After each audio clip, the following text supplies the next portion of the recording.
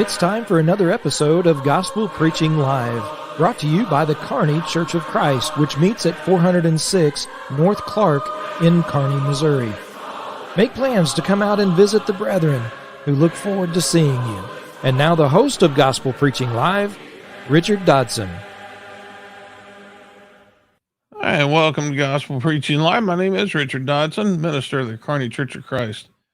And it's Thursday evening, and as we customarily do, we bring you a lesson from God's Word at 7 p.m. Central Time. And this is not like any other Thursday night, so we look forward to being able to do that. We also try to bring a message to you each Sunday evening at 6 p.m., so you might mark your calendars for that. If with this lesson you have any questions or comments, if you're watching on Facebook or YouTube, you can leave those in the comment section and I'll try to deal with it the best I can. Or if you wish, this is totally up to you, you can contact me at 816-686-9517, 816-686-9517. Call or text. Remember, I am in the Central Time Zone. And you can, this is an you can email me at gospelpreachinglive@gmail.com. You know, you may have a comment about the sermon, and I do get comments from time to time, and I appreciate what people have to say.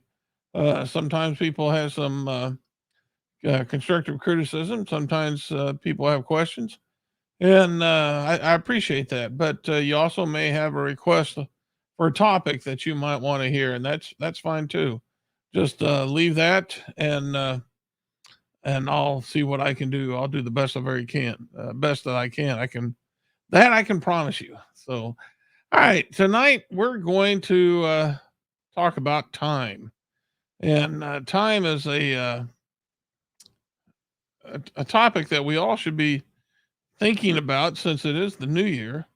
We're now in 2022, and so a lot of us have we measure time by 12 months in a year, and we see a new old year go out and a new one come in, and we take note of that. And we realize that if you're like me, you've seen a lot of New Year's, and you start to think, wow, you know, how many of these do I have left?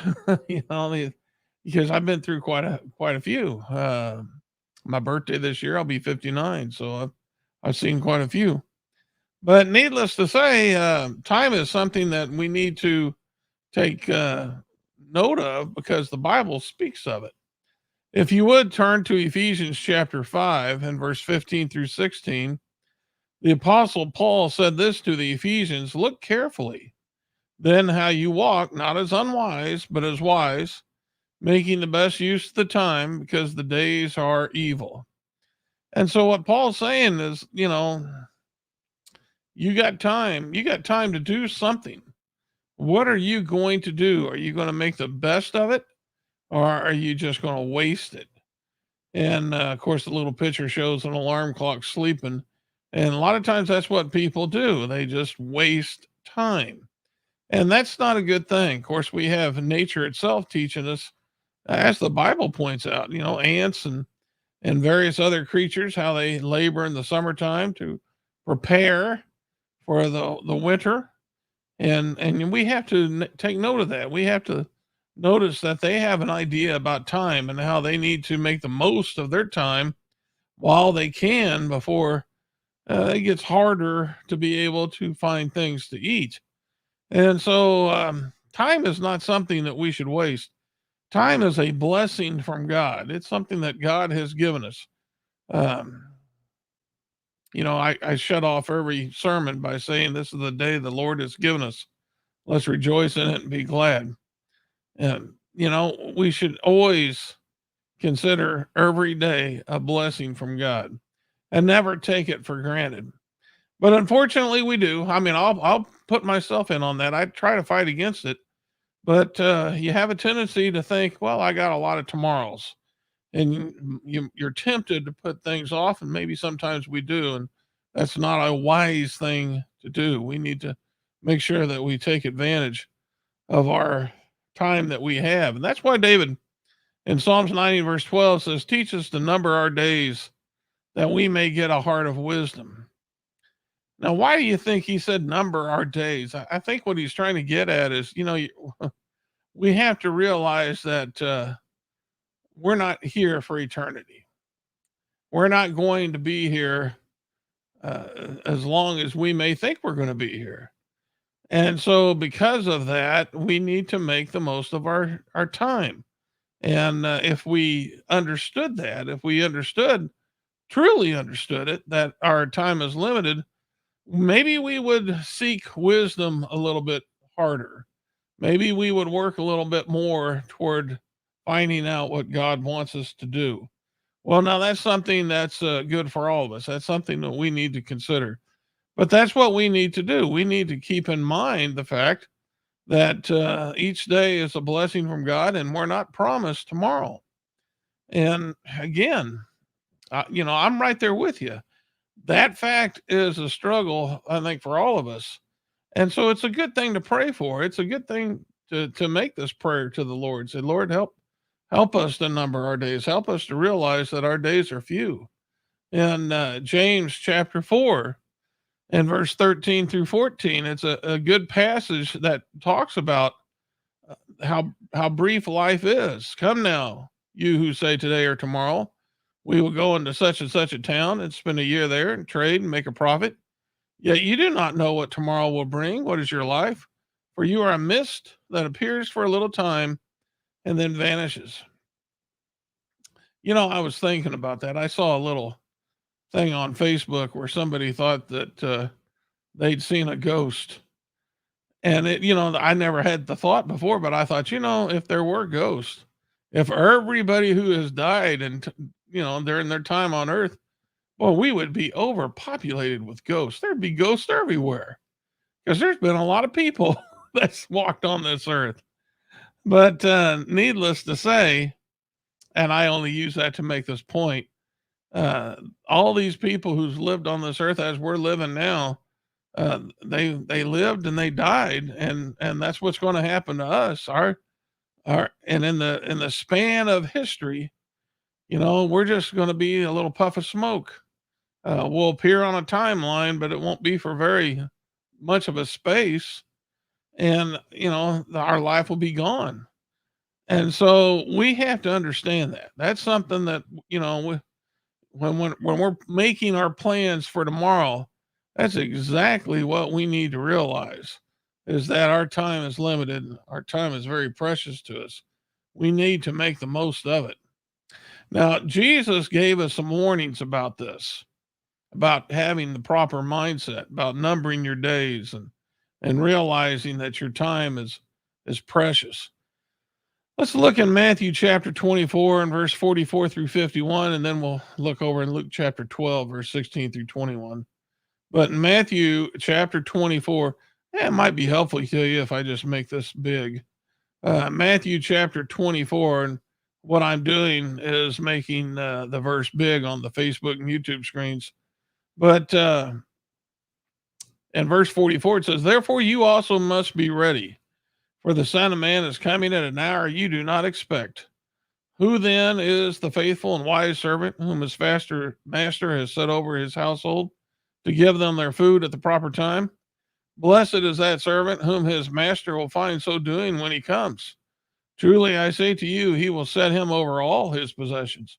But if that wicked servant says to himself, my master is delayed, and begins to beat his fellow servants and eats and drinks with drunkards, the master of that servant will come on a day when he does not expect him, in an hour he does not know, and will cut him in pieces and put him with the hypocrites. In that place there will be weeping and gnashing of teeth." Well, I think it's pretty clear what he's talking about. He's talking about his return. And when he comes again, is his people going to be doing what he expects them to be doing? Are they making the most use of their time? Are they obeying God? And if they're not, then they're not going to heaven. They're going to hell. They're going to go where there's weeping and gnashing of teeth. This is a warning. This is a warning that says you don't know when you're going to be held accountable. So you better be making the most use of your time. Since you don't know, you need to be prepared. This is something you need to do. And something that we should all take note of. These are the words of Jesus. These aren't just the words of man. This is Jesus himself giving this warning. In Luke chapter 12, that's another good passage in verse 16 through 21. Now, this is a parable, but I want you to notice what Jesus says about this man who he did not number his days as he should have. Let's go ahead and do the same. I'll make it big for those watching on Facebook and YouTube. He says, and he told them a parable, saying, the land of a rich man produced plentifully, and he thought to himself, what shall I do? For I have nowhere to store my crops. And he said, I will do this. I will tear down my barns and build larger ones, and there I will store all my grain and my goods. And I will say to my soul, soul, you have ample goods laid up for many years. Relax, eat, drink, and be merry. But God said to him, fool, this night your soul is required of you, and the things you have prepared, whose will they be? So is the one who lays up treasure for himself and is not rich toward God.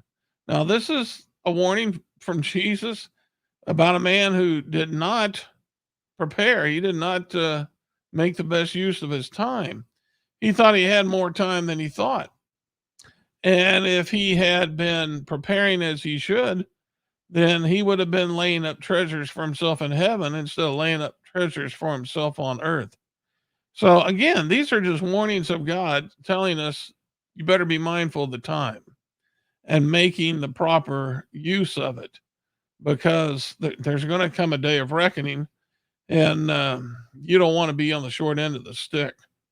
All right, there's another passage that really illustrates people who take advantage of time properly and those who don't. And that's in 1 Timothy chapter 5 when it talks about the wise widows versus the lazy widows. And I don't want to spend a lot of time on this, but I do want to point out that we need to be like the wise widows. And let's go ahead and look at 1 Timothy 5. We'll start in verse 9 and 10. He says, let a widow, and this is a passage that talks about a widow indeed. You might have heard them talk about before. If a woman has, her husband's passed away and she has no way to care for herself, what are the instructions on that in regards to that? And it says that let a widow be enrolled if she's not less than 60 years of age, having been the wife of one husband and having reputation of good works. If she brought up children, has shown hospitality, has washed the feet of the saints, has cared for the afflicted, and has devoted herself to every good work. Okay, now this is describing, and we're not going to get bogged down into the widow or who can be supported by the church. That's not what I'm doing. I'm just showing that this describes a woman who made the most of her time. She had chores to do. She had responsibilities to meet, and she worked at that. She had a reputation for good works. She shown hospitality. She washed the feet of the saints, cared for the afflicted, and devoted herself to every good work. That's a wise woman. That's someone who is making the most use of their time. Now, let's look at the next passage here in 1 Timothy 5 and verse 13. This is when, in the passage, there's another set of women that Paul did not want the church taking on the responsibility of caring for because they're too young. And he said, besides that, in verse 13, these younger women, they learn to be idlers, going about from house to house, and not only idlers, but also gossips and busybodies, saying what they should not. And again, I'm just using this as a contrast. You got one set of women who would be making the most use of their time, fulfilling their responsibilities. And then there might be another set of women who are not meeting their responsibilities. They're involved in things they shouldn't be involved in. And so I'm just using this to show, as Jesus shown, that, there are those who don't make the proper use of their time, and there are those who do make the proper use of their time. What we want to be is one of those who do make the most of their time. Now, in order for us to do that, we're going to have to establish some priorities in our life. And I want us to look at Luke chapter 10, verse 38 through 42, and then Matthew chapter 6 and verse 33. But in Luke chapter 10, And this is an excellent example of one who did establish the proper priorities in their life. This has to do with Mary and Martha and Jesus. It says, as they went on their way, Jesus entered a village, and a woman named Martha welcomed him into her house. And she had a sister called Mary who sat at the Lord's feet and listened to his teaching. But Martha was distracted with much serving. And she went up to him and said, Lord, do you not care that my sister has left me to serve alone? Tell her then, help me. But the Lord answered her, Martha, Martha, you are anxious and troubled about many things, but one thing is necessary. Mary has chosen the good portion, which will not be taken away from her.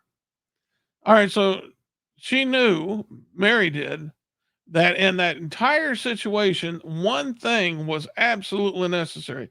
One thing was a priority, and that was to receive the teachings of Jesus. That was what the priority was. Now, Martha was more concerned with the cares of this world. And we have to be careful with the cares of this world, as the parable of the sower instructed. The cares of this world can cause one to become unfruitful. And obviously, Martha's not hearing the teachings because she's too busy trying to serve people when that really wasn't the necessary thing at that point. Everybody was going to be fine. What was important was hearing the teachings of Jesus. So we're using this passage to illustrate how important priorities are.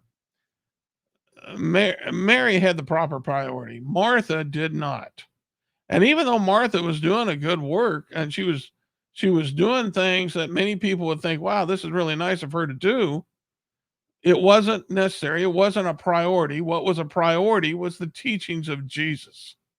And Mary knew that, and she took full advantage of that.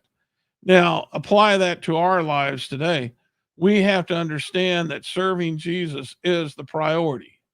Is it important to make a living? Yes, it's important to make a living. Uh, is it important to get your homework done? Yes, it's important to get your homework done. But does that take a priority over serving God? No, no, no, it does not. Receiving the teachings of Jesus, worshiping at his feet, that should come first in our life. And Mary saw that. We need to establish that priority so that we will take right advantage of the time the Lord has given us. Now, Jesus said in the Sermon on the Mount, Matthew 6:33, seek first the kingdom of God and his righteousness, and all these things will be added to you. Now, what was he saying? Well, he was talking about how people are concerned about the worldly cares. What are they going to eat? What are they going to put on? The clothes they wear. And he's like, don't be worried about that stuff. Keep your priorities right. Seek first the kingdom of God, and the Lord will take care of everything else. But, you follow Jesus. And so having the right priorities is so very important. And I can't emphasize enough how important it is to make sure Jesus is the number one priority in life. The church at Ephesus in the book of Revelation, that was one of their problems. Even though they were doing a lot of good works, they left their first love. Jesus was no longer their priority. So we have to make sure that Jesus is our top priority in life so we will spend our time wisely. Now, after we've established that type of priority, what are some things that we can do to make full use of our time? Well, one of the things, and I just put down 4 things. There's more than we can write down a lot. I just quickly jotted down some things: prayer, attendance at church, studying the Bible, and seeking opportunities to help others. We'll limit it to that for tonight. But let's go ahead and talk about that. Is prayer a priority in your life? Are you spending time in prayer?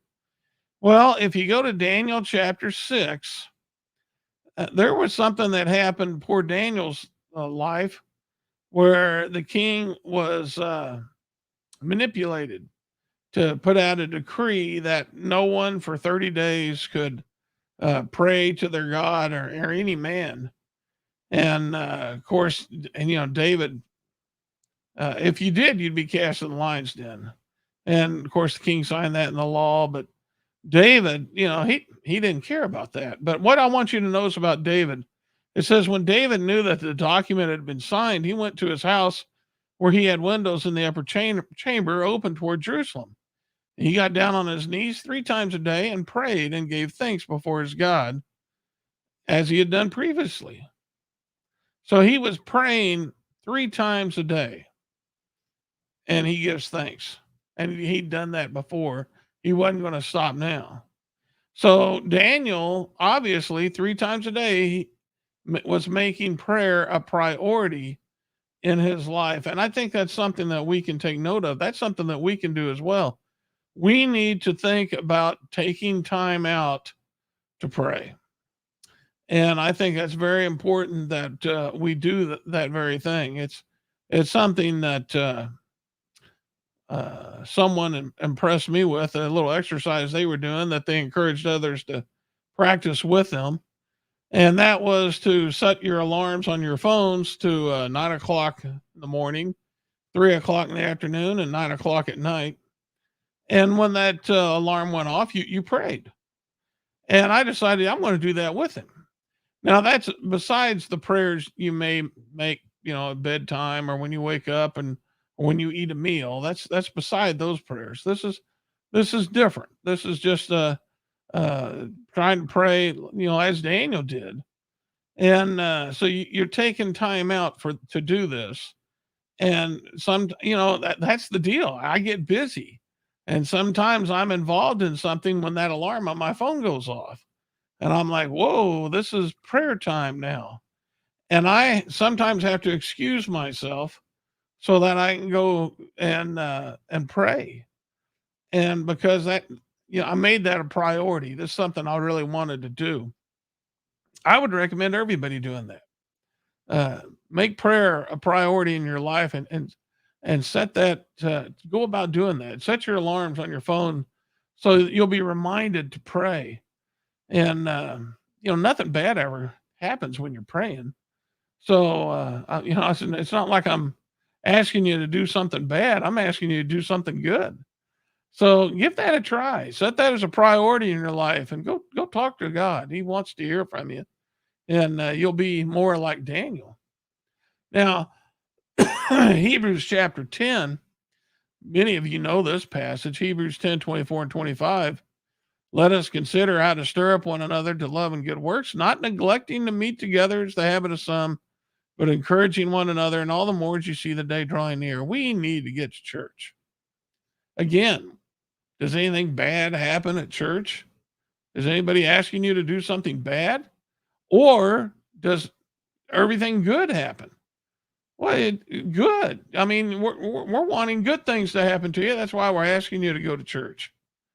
And so establish that as a priority in your life. Say, okay, I'm going to do this. This is going to be a priority. Now, I know sometimes it's hard to do. It's a rainy Sunday morning. Boy, it's nice to sleep in. I know that temptation. Or sometimes, you might be given tickets to a football game here in my area. The Kansas City Chiefs that's a big show on Sundays. And so people like going to the Chiefs game. Don't neglect going to church. Don't neglect going to church. I know it may be fun to sleep in. I know it may be fun to go to a football game. But listen, you're going to be benefiting other people, and you're going to be benefiting yourself. And you're going to see the fruit of it if you make this a priority in your life. So to do that, make the most of the time that you have. You don't want the Lord to come again while you're missing church at a football game. That wouldn't be a good thing. You want the Lord to come again when you're at church. So I would say make that a priority. And then studying. Proverbs chapter 2, verse 1 and 5 says, my son, if you receive my words and treasure up my commandments with you, making your ear attentive to wisdom, inclining your heart to understanding. Yes, if you call out for insight and raise your voice for understanding, if you seek it like silver and search for it like hidden treasures. Then you will understand the fear of the Lord and find the knowledge of God. So what's he saying? He's saying, turn off the TV. All right. Turn off the TV, turn off the internet, turn off the PlayStation, turn off the stereos or whatever that's keeping you, that you're being tempted to put ahead of Bible study, and start seeking it like it's silver and gold. Start doing that. Make that a priority in your life so that you can find that wisdom. The Lord will help you. But again, you're going to have to show the Lord that this is a priority in your life so you can find the knowledge of God. And then doing good, seeking opportunities to help others. Galatians 6:10. So then as we have opportunity, let us do good to everyone, especially those who are of the household of faith. Look for opportunities to help people. Let Jesus's light shine in your life, and you'll be glad that you did, and you'll be able to be making the most use of your time. You're helping someone else instead of just wasting time away, and you're laying up for yourself treasures in heaven. So that's a good thing to do. All right. I'll leave you with Ecclesiastes chapter 9 and verse 10. Whatever your hand finds to do, do it with your might, for there's no work or a thought or knowledge or wisdom in Sheol to which you are going. And he's talking about the grave. He's talking about death. We're all going to die. If Jesus doesn't come again in our lifetime, we're going to pass away. And so make the most, and that's what he's saying here, make the most of your time. Do it with all your might. And I would say if you establish the right priorities and work in that manner, you'll find out that in the end, that's going to pay the biggest dividends. As the preacher said once, if you miss heaven, you missed all there is. So don't miss heaven. Don't do that. All right, lessengers, I hope it's been beneficial to you. If you're ever in the Kearney, Missouri area, please come and worship with us. We meet at 9:30 for Bible study on Sunday morning and 10:30 for worship. We are at 406 North Clark in Kearney. You just on Washington, you drive over the railroad tracks, take a left on Clark, right at go toward the end of the street. You can't miss the sign. Pull on the left-hand side, and you'll find us. But you can learn all about the church, including directions and a map, by going to kearneychurch.com. Now, if you like this lesson, and you might like some others, you can listen on Sunday mornings at 7 a.m. on 102.7 FM KPGZ, a radio station in Kearney, Missouri, and they stream their signal for those of you living outside of Kearney. So even if you don't live in Kearney, you can listen to a sermon each Sunday morning at 7 a.m. Now, another show I'm involved with is called Berean Spirits. It's on the internet. It's me and 3 other preachers, and every Thursday morning at 10 a.m., we get together and we study God's Word, and we try to study as the Bereans. So I would invite you to take part. You can make comments on Facebook and YouTube. You can find us by going to kearneychurch.com, pressing on the Facebook, the YouTube, or the Berean Spirits link, and you'll be able to watch it live, or you can watch past episodes. And I believe on certain platforms, you can download Berean Spirits for a podcast. You can download a mess of them and listen to them on a road trip or as you walk or whatever time you have to be able to listen to such things. But invite you to do that. Okay, that's all I got for you. The next time we come together, Lord willing, will be this Sunday at 6 p.m. Until then, remember, this is the day the Lord has made. Let's rejoice in it and be glad. This has been Gospel Preaching Live. Join us each week as truth is taught, faith is examined, and beliefs are challenged. Be sure and hit the like button so you can be notified of future episodes. And to watch past episodes, go to our website, kearneychurch.com. This has been a work of the Kearney Church of Christ.